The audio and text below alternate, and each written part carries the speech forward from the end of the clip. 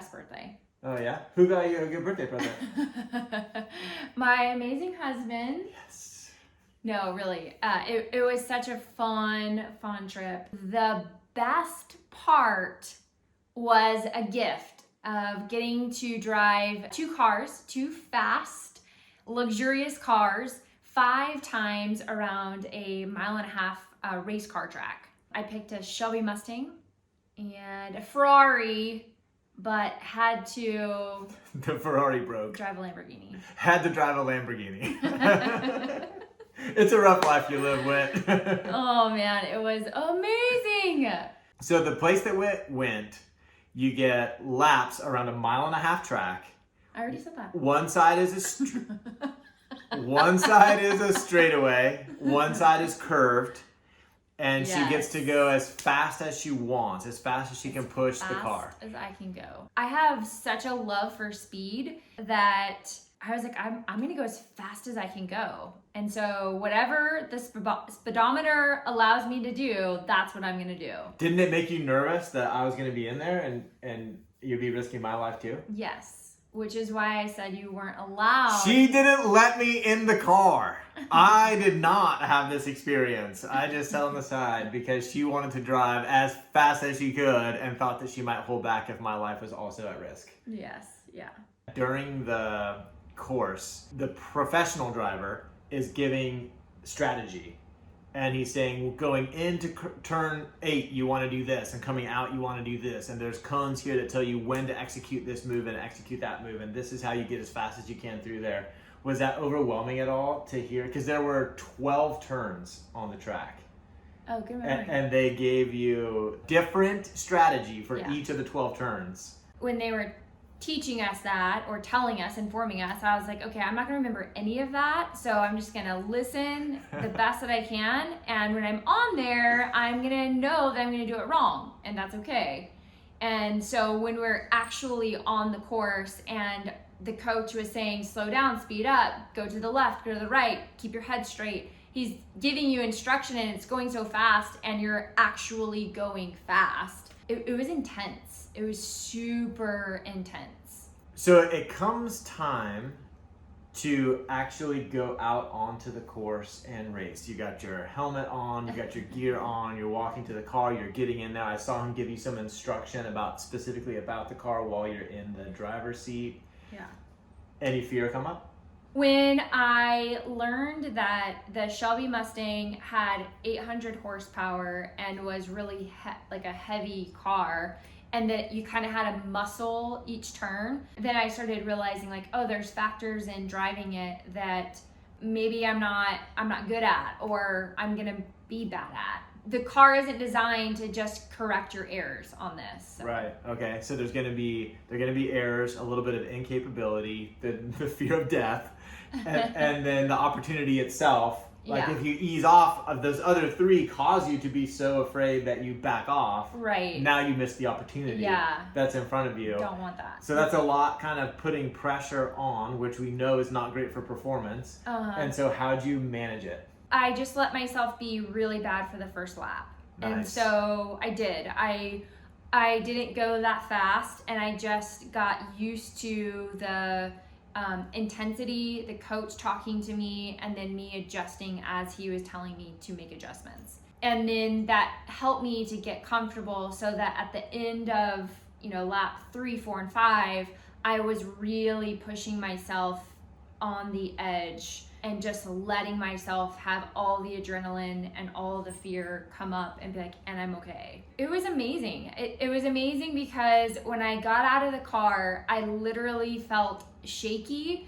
My muscles felt like just totally fatigued and like jello. She's going fast, really fast, and so just vroom, vroom, vroom. Yeah, so it's like a very small amount of time. Funny that there was that much fatigue. My legs felt jello-y. I felt like my legs wouldn't hold me up, and I was wanting to do it again. I was like, that was amazing. I love the point that you made early on that you said the point was to feel the fear. Oh, yeah. And then afterwards, the exhilaration you believe came from feeling the fear. I don't think that generally people think of fear like that. Oh, yeah. When fear is present, it's like, ooh, I need to do something about that. Yeah. Whereas you're saying that without fear, there was no experience. It's an interesting question because I did have a couple of thoughts that sounded like, oh, maybe this is a bad idea. Maybe I got myself too over my head. Mm-hmm. And maybe I should just back out. And so those thoughts were definitely there that were coming from the fear. And then I redirected it to, no, the fear is good. The fear means that this is important. Nice. And that the fear doesn't mean that I need to back away. I can actually have fun with the fear being there. And then it eventually got to the place where I was like, oh, the fear means this is more fun. If the fear wasn't there, then the level of fun, the exhilaration wouldn't be available. Yeah, I'm kind of falling in love right now. A little bit more and more. I love everything that you're saying right now. Yeah, but it was really cool because you get that same experience when you're in the mountains or doing something more on edge. You get that adrenaline. I haven't gotten that. I get it sometimes with jiu-jitsu, but with driving these cars, oh my gosh, I got it big time. And now I'm like, all right, let's do things that are scary. One other thing I've just been curious about, because I didn't get to experience it, but so the last turn was turn 12, and that comes into the straightaway. So this last turn is probably not 180 degrees, but it's probably close to like between 120 and 150. You're kind of coming around the back end of the track and then going on to this big straightaway. And I know they were saying things like, with the Lamborghini especially, the Lamborghini will not accelerate its max acceleration until the steering wheel is straight. Mm-hmm. And so you're kind of coming out of here and you're trying to time it, but there's this moment where you know, like, boom, the steering wheel is going to be straight. Now the clock's ticking because the next turn's coming. And let me tell you, even though it looks far away, they get there really fast when they're driving that fast in the car. And that you know you're coming around for, say, like the third time, the fourth time, and you want to push that. What was it like having that? I would imagine the initial laps kind of feeling like fear coming around there, to like, when did it switch over to like, I can't wait to get back to the straightaway to see if I can go faster next time? So the second car that I drove was the Lamborghini, and that was I would say after the second lap. Okay. So the first lap, I remember that he said that, and I was like, okay, I missed that opportunity.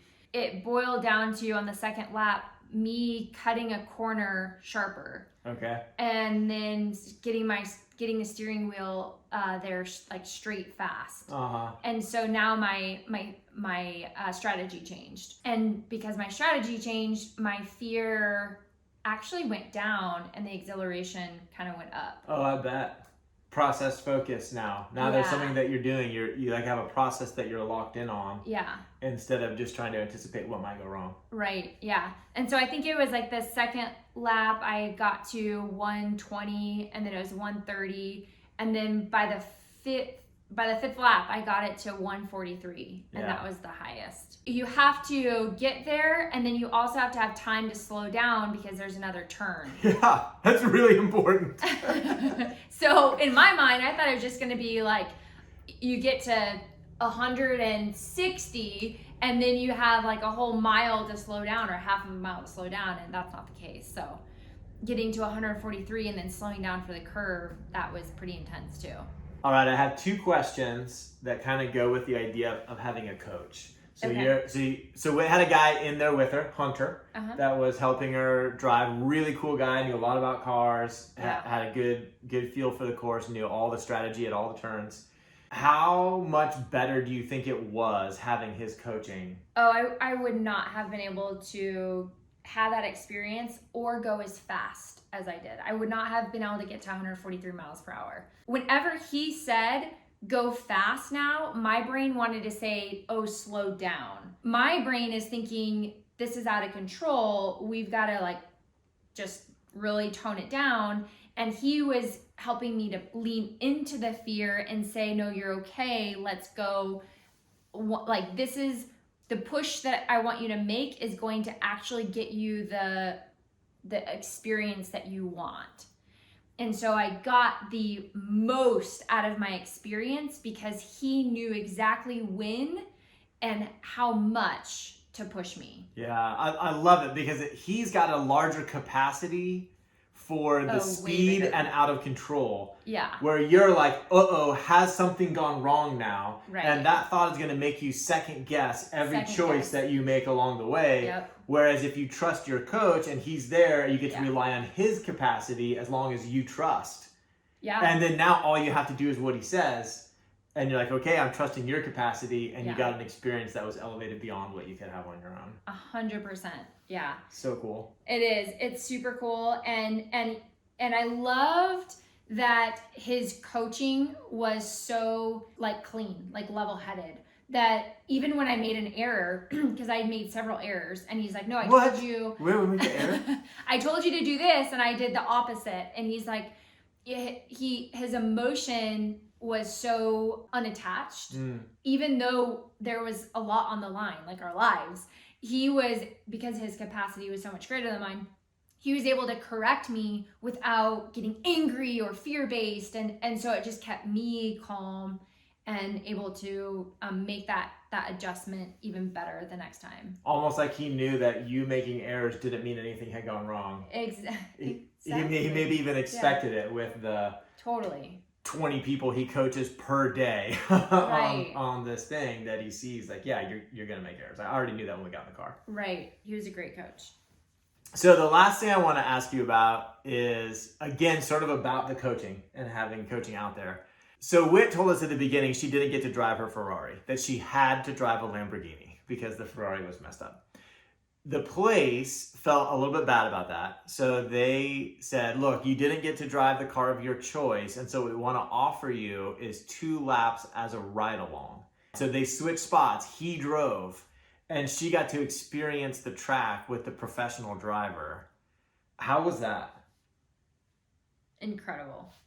It was incredible. I didn't know if I was going to throw up or start crying, or I was actually nervously laughing for the entire first lap because it was so intense. I mean, we were literally going up on the curve and just like going from side to side, probably going 70 miles per hour, doing insane amount of turns and just like never taking his foot, like being relentless. And so the whole time my body is literally being thrown in the car, and I was like, this is amazing. I love this. You're riding in this incredible, luxurious, fast vehicle, and you're doing things that a car shouldn't be able to do, or a driver shouldn't be able to do. And it was amazing. It definitely blew my mind on what I thought was possible. When I thought I was gonna get into the passenger seat, I was like, it's basically gonna be like me driving. which I think is really telling of our mind as a coach. Like you said, he coaches people 20 times a day, let's just say. And then he's also an expert at driving those cars. And so in my mind, I was like, feeling really proud, rightfully so. But how much different could that be from someone who does this all day, every day, has so many reps? And man, the difference was tremendous. To kind of touch on what you're saying, that he showed you what was possible, you said afterwards, I wish I had done the ride along first. Yeah. And then had the chance to drive this. Why is that? What shift would that make for you? Because I discovered what was possible. And what I thought was possible before I got into the passenger seat was limited. When I got into the passenger seat, my idea, my definition of what was possible just got blown up. And so if I would have started with a blown up concept of what's possible, I would have pushed my limits even more. Because what I thought, what I was writing on the envelope of impossible, I was actually not really touching it. That's so cool. It's definitely impacted my life, I would say. I think every person, whether you like speed or not, should have that experience, because it pushes you out of your comfort zone and shows you what's possible on a level that is just applicable to life in so many ways. Yeah, I really wish I could have had that experience. Well, you gave it to me, so you get all the credit. Thank you. Awesome.